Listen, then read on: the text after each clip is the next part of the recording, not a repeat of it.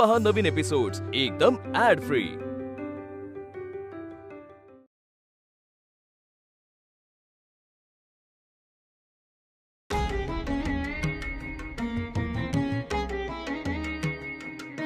आणि आता हे काय आहे? जानकी काकूंनी खरवस आणला होता आमच्यासाठी। त्यांनी आणला आणि तुम्ही खाल्ला हो ना?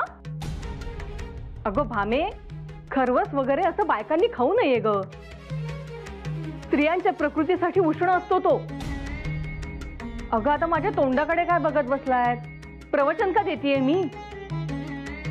आपण काय खावं काय खाऊ नये हे समजायला हवं तुम्हाला। आता लहान आहात का? हा? आणि काय ग यशोदे, तू म्हणे निर्जळी उपवास करतेस ना सोमवारचे, आणि सोमवारचं व्रत पूर्ण होईपर्यंत तू रोज एक वेळ खाणार आहेस। मग हे असे खरवसाचे चोचले केल्यानं मिळणार आहे का तुला पुण्य? हा? आणि उपवास म्हणजे काय? शरीराला थोडा त्रास देणं, जिभेवर थोडा ताबा ठेवला तर कुठे उपास तापास केल्याचं फळ मिळतं, कळलं का? आणि भामे, तुला नकोय का दुसरं मूल? कृष्णाला भावंड हवंय ना? देवाच्या दयेनं एकदा कूस उजवली तुझी खरी, पण मूल जन्माला घालणं ही सोपी गोष्ट नाही। हेच कानी कपाळी ओढून सांगत असते मी हिला, पण काय उपयोग? पालथ्या घड्यावर पाणी। तुम्हीच बोललात ते बरं झालं बाई, नाही तर सासू बोलते म्हणून दंगा व्हायचा। आपल्या वेळी होतं का हो असं? सासू समोर उभं राहायचं धाडस नव्हतं, तर तोंड वर करून बोलणं तर दूरच। सासू सांगेल ते मुकाट्याने खाली मान घालून ऐकणं, हेच काय ते काम। आणि तुम्ही काय अशा गोंदाने चिकटवल्यासारखे इथेच काय उभे राहिलात? जात आणि स्वयंपाकाची तयारी बघा।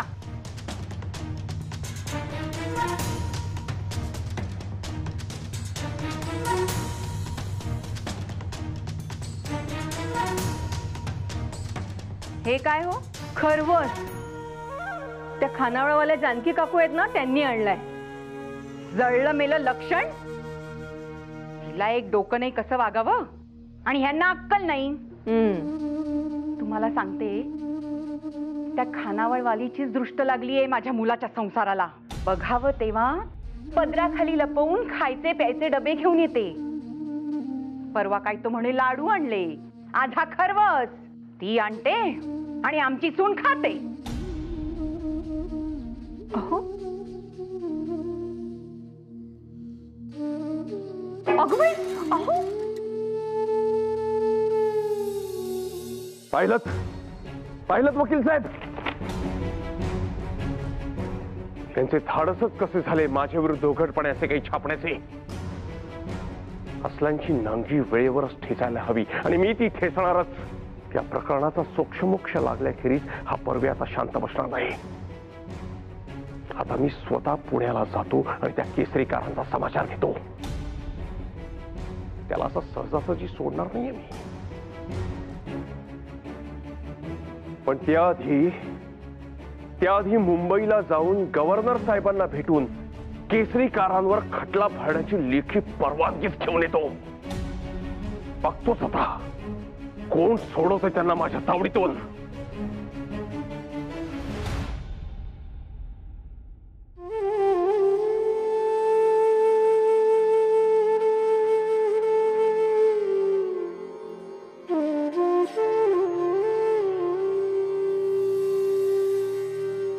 होतीस कुठे भामे?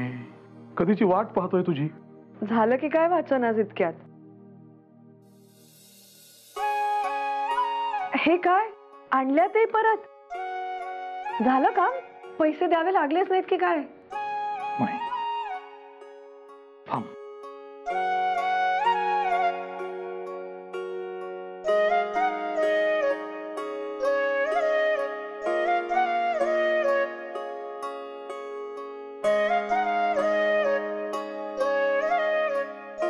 पाटल्यांशिवायच काम झालं, आणि आज एक आनंदाची गोष्ट देखील घडली। खरं तर मला एका गोष्टीची आज जाणीव झाली आहे। आणि त्याची कबुली मला तुझ्यापाशी द्यायची. कसली कबुली? माझ्या असं लक्षात आलंय की कुठल्याही व्यक्तीची नेमकी ओळख पटणं ही काही सोपी गोष्ट नव्हे. आणि मला माझ्या संतापावर जरा ताबा ठेवायला हवा. मात्र प्रसंगी या गोष्टीचा आनंदही होतो, जसा आत्ता झालाय. नाही, तुम्ही खूपच आनंदात आहात हे दिसत आहेच, पण जरा मला समजेल असं सांगता का? आज मी कागदाच्या कामासाठी कलेक्टर कचेरीत गेलो होतो. तिथल्या एका व्यक्तीवर माझा संशय होता, ज्ञानेश्वर त्याचं नाव. मला असं वाटत होतं त्यानेच आमच्या कागदाचं काम अडवलेलं आहे. आणि आत्ताच नव्हे, पूर्वीपासून माझ्या मनात त्याच्याबद्दल किंतु आहे. अगदी केसरी आणि मराठाचं कामही जेव्हा चालू होतं तेव्हा कागदाचा परवाना आम्हाला मिळत नव्हता. आम्ही वणवण करीत होतो. तेव्हा या आमच्या शाळेत आला. मी म्हणाला, मी तुम्हाला मदत करतो. तेव्हाही माझ्या मनात त्याच्याविषयी संशय आला की याचा हेतू काय असेल नेमका. आम्ही काही त्याची मदत मागितलेली नाही, तरी देखील करायला तयार. अर्थात नंतर तो संशय दूर झाला, पण तरी मनात बारीकसा किंतु होताच. आज हा किंतु पूर्णपणे दूर झाला. पण असं घडलं तरी काय नेमकं? सांगतो. बळवंतराव,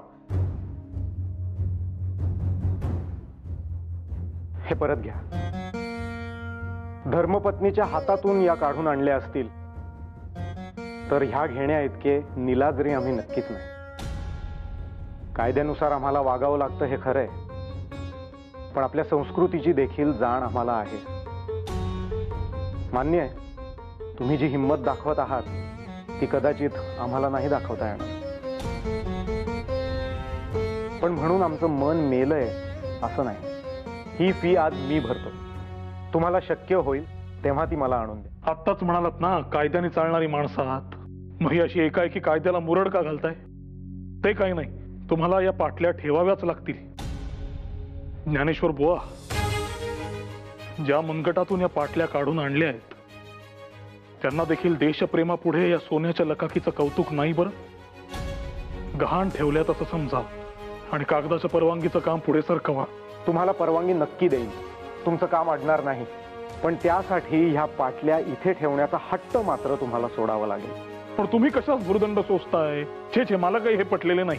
तुम्ही देखील भुर्दंड सोसून अत्यल्प दरात केसरी विकताय ना, त्यामागे जे कारण आहे तेच कारण मी घेत असलेल्या भुर्दंडाला आहे असं समजा. घ्या, अहो घ्या. दुपारपर्यंत मी परवाना पाठवून देतो. तुम्ही निश्चिंत राहा.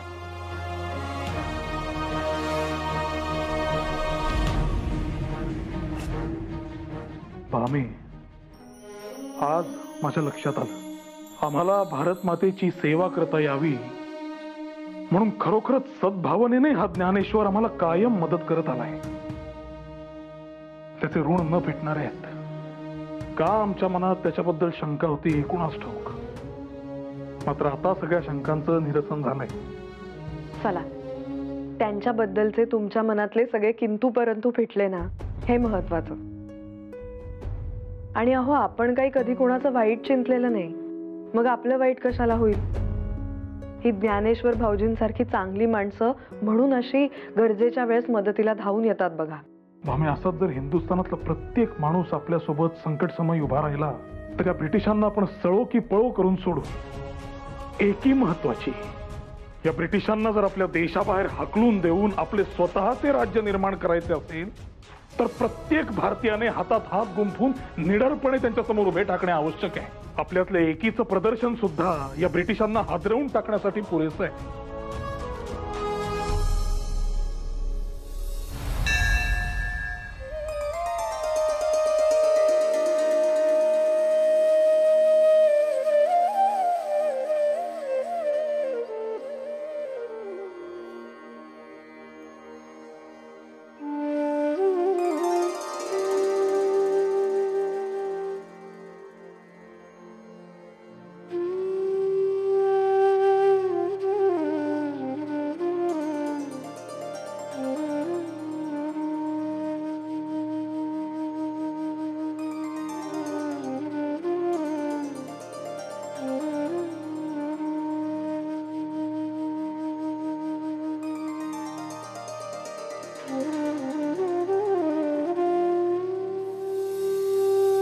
Just you there, Mr. Barve. You're with you. You have a very strong case. And we will do whatever it takes to win. I'm here to help you with anything you may need. So, do not hesitate. If you need any kind of help from me.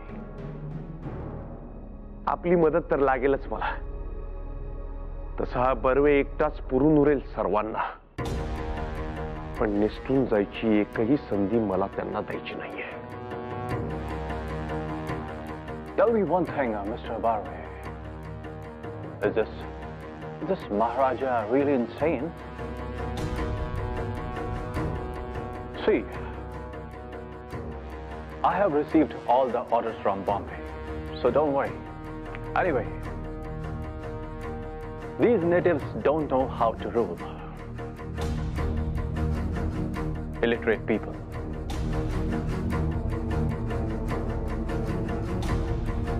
Of course, there are exceptions like you, no doubt.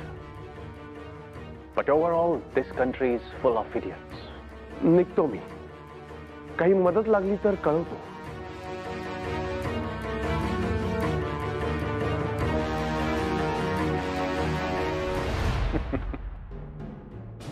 Really, this country is full of idiots.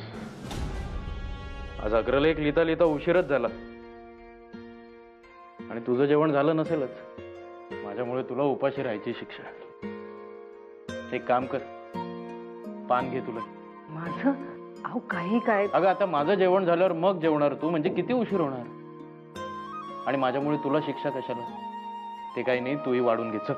अहो ऐका ना, तुम्ही जेवा ना. मी काय नंतर मागवून जेवेन ना. सगळी आवरासावर. नाही म्हणलं ना, नाही म्हणजे नाही. आणि आता तर ठरलंच आहे, आपण एकत्र जेवण करायचं. चल. हो, सासूबाई आहेत घरात. काही काय बोलताय. बरं दिसतं का ते. आता त्यात बरं न दिसण्यासारखं काय. पती पत्नीने एकत्र जेवण करायचं म्हणजे काय गुन्हा आहे का. तुला सांगतो, ज्योतिराव फुलेंनी एका नाटकात लिहिलंय म्हणे, नवरा बायकोनी एकत्र काम करावं आणि एकत्र जेवावं. काही काय बोलताय. आता भूक काय स्त्री पुरुष बघून लागते का. सर्वांनाच लागते. चल उठ बरं. चल. अहो ऐका ना माझं. यशोदा,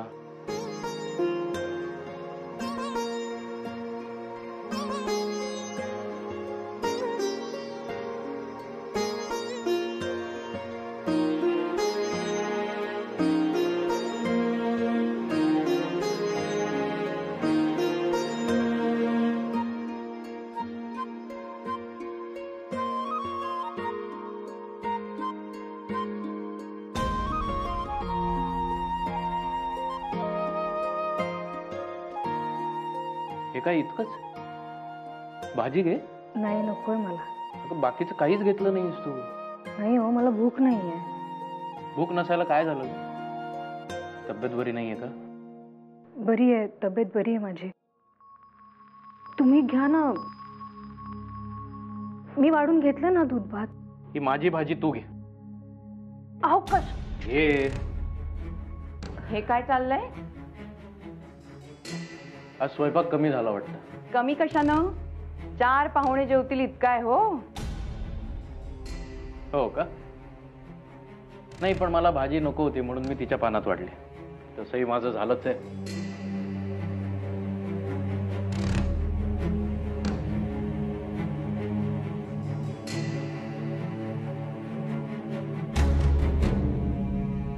अगं, एक सोमवारचा उपवास धरायचा, पण तो सुद्धा धडपणे जमू नये. हद्द झाली बाई, हद्द झाली. मी उष्टवली नाहीये भाजी. मी यांना सांगत होते, त्याच्या आतच त्यांनी पानात वाढलं. पण मुळात नवऱ्याच्या मांडीला मांडी लावून जेवायला बसण्याचे उद्योग करावेतच कशाला म्हणते मी. त्याचं जेवण होईस तोवर जरा कळ काढायला काय झालं होतं. मी त्यांना नाहीच म्हणत होते सासूबाई, पण त्यांनी माझं नाही ऐकलं. आता बोलत बसून उगाच तोंड उचकटवू नकोस. चलते ताट आणि टाकून देते अन्न. तरी नशीब खाल्लं नाही अजून. मी आले म्हणून बरं, नाही तर माझ्या माघारी जेवून घेतलं असतं. सगळा सावळा गोंधळ मांडलाय बाई यांनी. शिक्षण म्हणे शिक्षण. अवदसा आठवलीये, असे भ्रष्टपणे वागतात ना मग देवाचा कोप होईल, नाही तर काय.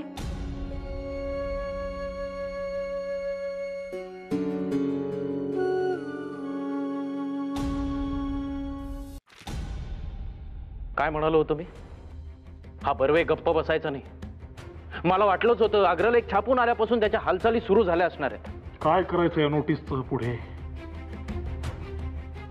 या प्रकरणात कोर्ट कचेरी करावीच लागणार असं दिसतंय.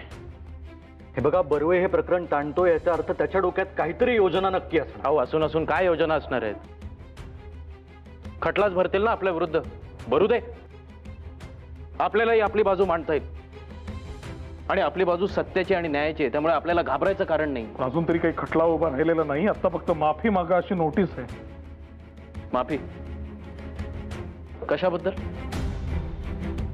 सांगा ना, काय संबंध आहे माफी मागायचा? नाही नाही, असं पटकन काही पाऊल उचलणार नाहीत ते. आधी माफीनं प्रश्न मिटतोय का बघतील, आणि तसं नाहीच झालं. नाही नाही नाही, यांना पुरेशी खात्री असणार की आपण काही त्यांची माफी मागणार नाही, आणि आपण माफी मागत नाही म्हटल्यावर ते पुढचे पाऊल उचलणार, म्हणजेच कायदेशीर कारवाई. थोडक्यात काय, आपण माफी मागितली तरी विजय त्यांचाच. मी तर म्हणतो खटला भरू दे आपल्या विरुद्ध. त्या बर्व्यांना देखील 4 शब्द सुनावता येईल, 4 ठिकाणी चर्चा होईल, नाचक्य होईल त्यांची. अहो गोपाळराव, खटला म्हणजे काय गाव पंचायत आहे का वाटेल ते बोलायला? आणि यासाठी आपल्याला वकील नेमावा लागेल, कोर्टाची फी भरावी लागेल. आधीच आपल्यावर कर्जाचं ओझं, आणि त्यात हा खर्च म्हणजे पदरमोड करून करून तरी किती करणार बळवंतराव? आपटे म्हणतात ते बरोबर आहे.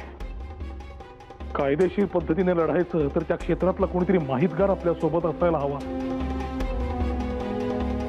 वाटते तितकी ही लढाई सहज आणि सोपी नव्हे. या लढाईच्या निकालावर अनेक गोष्टींचं भवितव्य अवलंबून आहे गोपाळराव. अहो, लढाई वगैरे पुढच्या गोष्टी. आधी या नोटिशीला काय उत्तर द्यायचं ते ठरवायला लागेल, कारण या उत्तराचा केसरी आणि शाळा दोघांवरही परिणाम होणार. त्यामुळे नीट विचार करून मगच उत्तर देऊया बळवंतराव.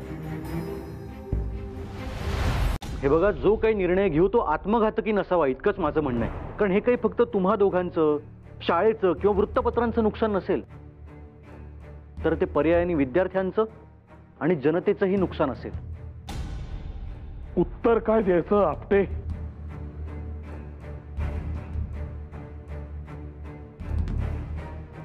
बळवंतराव, तुम्ही वकिली शिकलेले आहात, तुम्ही म्हणाल तसं करू.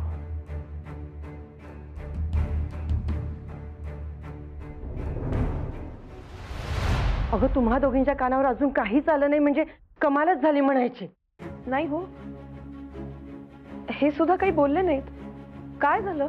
आता कसं सांगणार तुम्हाला ते? तुमच्या जीवाला घोर लागेल म्हणून सांगितलं नसेल. अहो, आता घोर लागू नये म्हटल्यावर तो लागायचा राहणार आहे का? हेही ना, काय झालंय नेमकं? या दोघांनी नाही का केसरीतून कोल्हापूरच्या प्रकरणाला वाचा फोडली होती, तर तिथला तो राव बहादूर बर्वे तो चौताळला. मग तो काय आता गप्प बसतोय? त्यांनी या दोघांवर खटला भरलाय म्हणे. खटला म्हणजे हे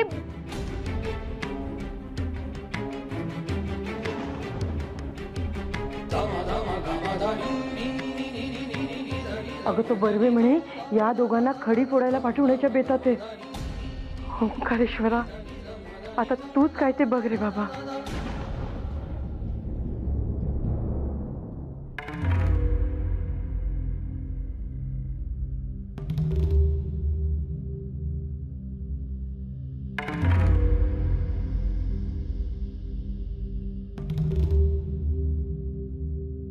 काय करायचं याचे आगरकर?